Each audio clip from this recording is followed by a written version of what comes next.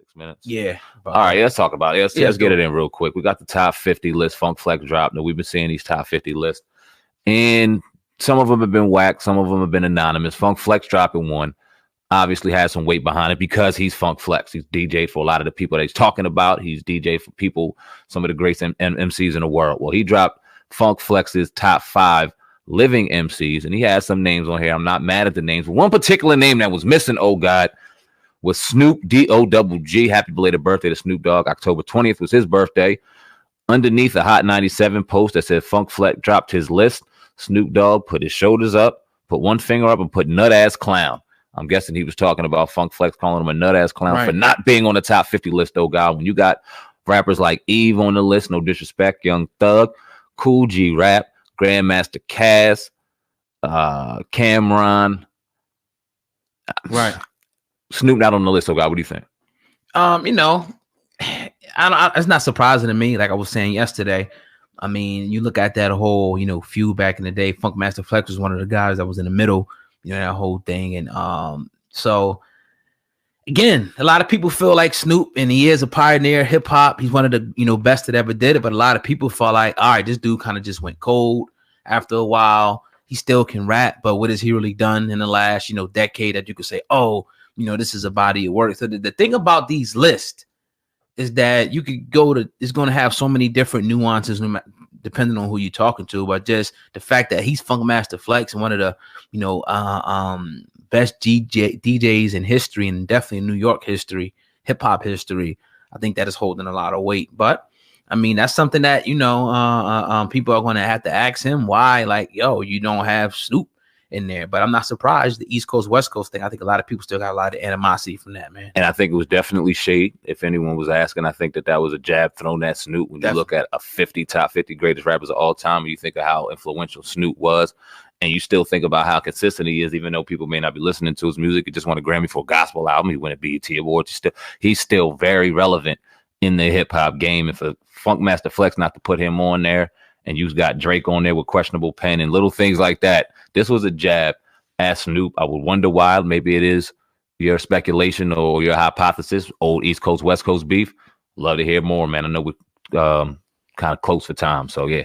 Yeah. I mean, we'll you know, we can have a better, I guess, in-depth conversation. I definitely want to tackle that worst rappers list. We're actually talking about that. Yeah, man. You know what I'm saying? On our next podcast. Episode 250 though was in the books of the Hip Hop Uncensored podcast. We covered Van Lathan being fired from TMZ. We covered Funk Master Flex, you know, top 50 hip hop listening, excluding Snoop Dogg from that. Also, we talked about Whack 100 disrespecting. A lot of people think that he disrespected Nipsey Hussle. So we'll probably have some more on that, you know, as more comes out the next time we sit here and talk. But we wanted to definitely get that to you, you know, on the fly today. But we appreciate everybody listening to the Hip Hop Uncensored podcast. Do not forget to hit that 5-star rating if you enjoyed the podcast today.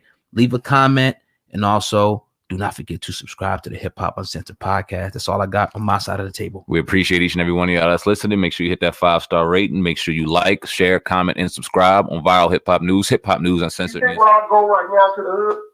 All right, so that's all we have right now. I guess we'll get some more of that audio now, but we'll deal with that portion right there. I think is definitely enough to deal with. Sam, I'm going to let you go first, but the other day we were having a conversation about the game and the Whack 100, and you said he's a good marketer.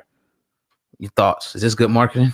I don't know if this is a marketing ploy. I think that he's speaking some genuine shit to where they live in the culture that they live under. When you look at Nipsey himself, and when you listen to his lyrics, a lot of it reflected on, listen, if I go out how I go out, I'm good with what I did, understanding how I live. And yeah, you good? Yeah, okay. Yeah. I got the part 2 though. My bad. Oh, okay, yeah. I mean, you want to play it? Yeah, let's play the part 2. Let's do that. Yeah, let's do edit it. Yeah, for the people. I'm going for that motherfucker like older motherfucker, and I'm cool. Kid. The little homies over there put me in one. Him to the block. They put this thing programmed to say, go around the motherfucker that's old. You know, cooking. Yeah. That's some real shit. Yeah. If I go to the next, go out to the game one. If I'm hanging in the niggas.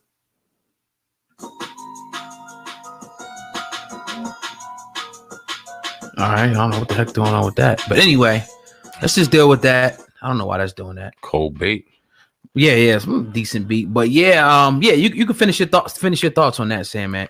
Yeah, well, it's like I was saying, man, it's a culture that Nipsey knew what he was signing himself up for. Now, does that justify Eric Holder going up to him in front of his store and doing that? No, but I'm speaking off a civilian perspective.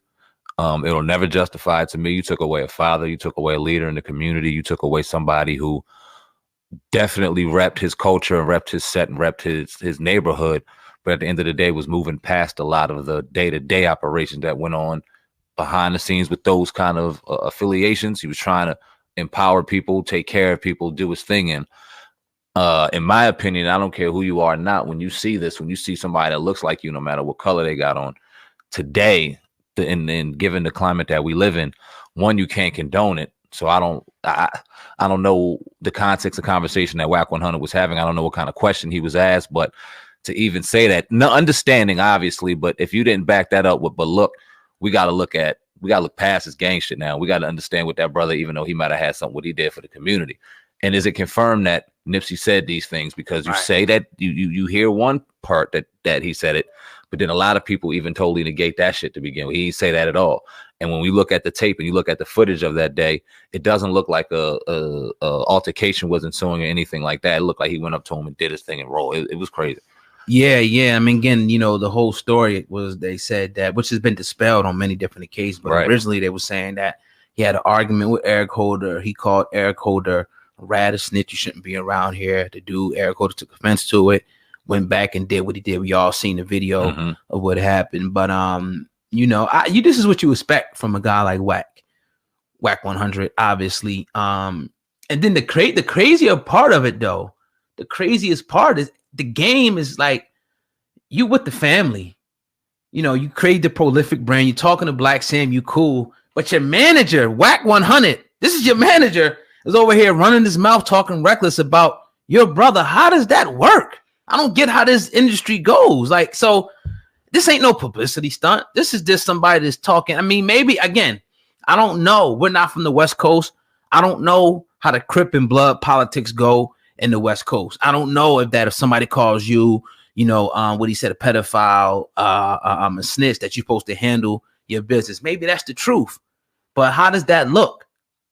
The game is supposed to be Nipsey's boy, and his manager's running off at his mouth, talking reckless about a man who's put in the ground. Now, one thing we know, and we got to take accountability, and everybody, that's the lifestyle that Nipsey was in. Even though he may have been making that transition, he banged that lifestyle, and these type of things go with that lifestyle. It's unfortunate. It hurts. Nobody, I wish it never would have happened. We were really hurt from that, Still are. Yeah, still are from that whole ordeal. But it comes with the territory, and I'm sure that Nipsey knew that, and I'm sure that everybody around, his camp, should have understood that. Definitely. That's a fact.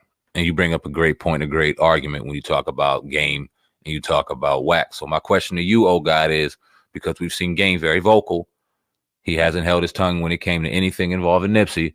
Will he come out and kind of go, nah, this ain't cool? Or what Wack said, will he go against his manager, or you think it'll be all quiet in the Game camp? I think that it'll be behind the scenes. I don't